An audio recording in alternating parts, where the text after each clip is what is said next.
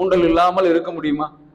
நான் பவானியில் என்னை யாரும் தூண்டாமல் இருக்கணும்னா இருக்கவே முடியாது. நீங்க அதுக்கு எங்க தான் போய் ஆகணும்?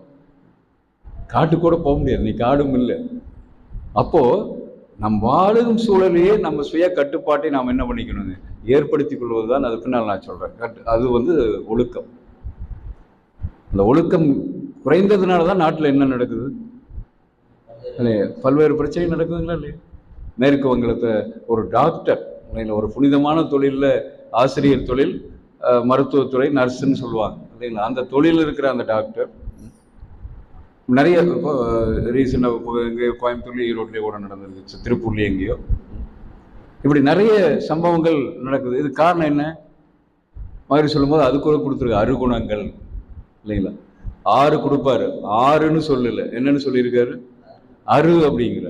அருன்னா விளக்க வேண்டியது, அறுக்க வேண்டியதில்லை, விளக்க வேண்டியது.